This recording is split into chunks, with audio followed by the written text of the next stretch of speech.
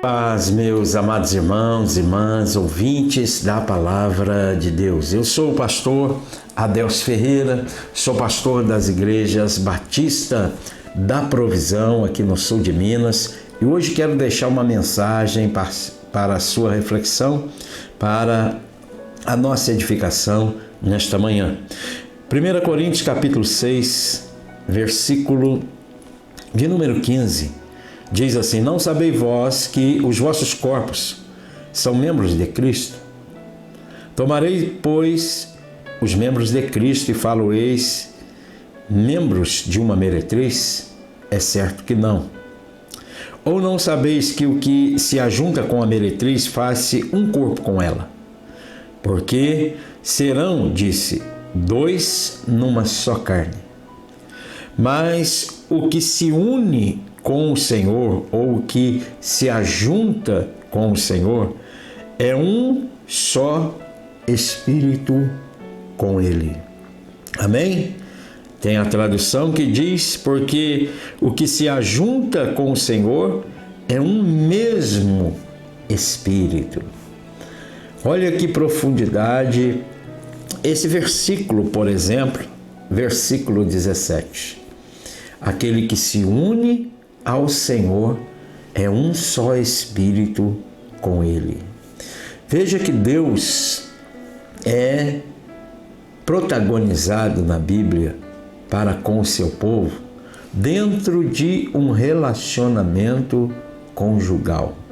Deus é o marido, a igreja ou Israel é a esposa. No caso hoje do nosso tempo, na dispensação que estamos, a igreja é a noiva. A igreja, ela está sendo preparada para ser entregue a um só esposo, a saber, Cristo Jesus, o nosso Senhor.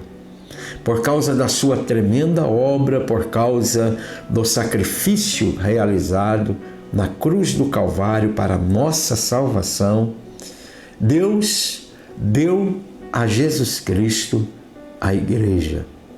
Mas no Antigo Testamento, a visão que ali contemplamos é de Deus sendo o esposo e Israel sendo a esposa. Por muitas vezes, no Antigo Testamento, nós vamos ouvir Deus falando com Israel no sentido de uma mulher adúltera, porque havia essa visão.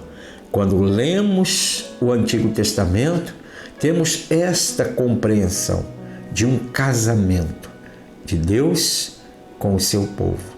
A igreja, ela se relaciona como a noiva do Cordeiro, um casamento que será realizado quando aquele grande dia chegar, o dia da nossa redenção.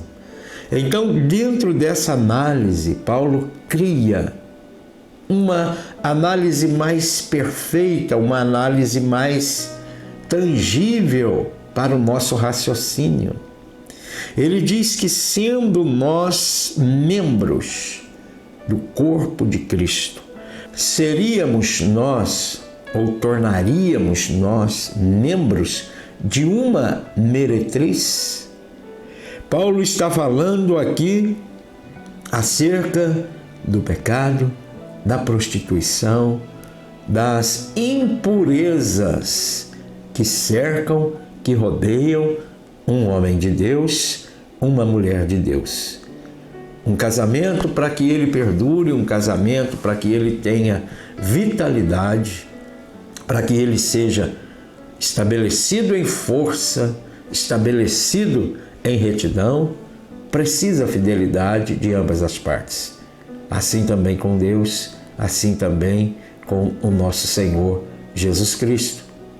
Aquele que se une ao Senhor é um só Espírito com Ele. João diz que aquele que fala que o conhece também deve andar como Ele andou. Então nós temos um compromisso com a verdade, um compromisso com essa palavra. E é nesse compromisso que nós expressamos o quanto conhecemos a Deus. Porque é impossível dizer que conhece a Deus e ainda caminhar distante do que a Bíblia diz. Porque a Bíblia não é um livro qualquer, a Bíblia não é um conjunto de regras, a Bíblia é a palavra desse Deus que falamos servir.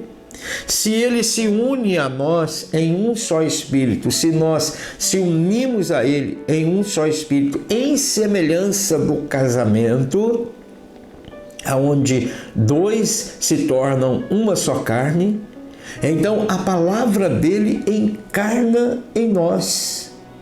E nós não temos outro molde de vida. Nós não temos outra opção de vida ou opção para viver. Porque é o Espírito de Deus em nós que nos guia a toda verdade, disse Jesus no capítulo 14 de João. É como você vê dentro dos casamentos. Cada vez mais os dois vão se parecendo um com o outro. Não sei se você já prestou atenção nisso. Quando se casam, há uma diferença brutante, gritante. Há uma diferença muito grande. Há alguns que se parecem, mas a convivência daquele casal na sociedade tornam os dois um. Preste atenção nisso. Quando você vê a mulher, praticamente você já traz a imagem do esposo. Quando você vê o homem, praticamente você já traz a imagem da esposa. Os dois vão se parecendo. Quanto mais tempo vai passando, mais nós vamos acostumando com a imagem daqueles dois em um só. E é isso que Deus quer da sua vida. Ele se uniu a você para que você reflita a imagem da glória de Deus. Amém? Que Deus te abençoe. Espero que Deus tenha falado com você.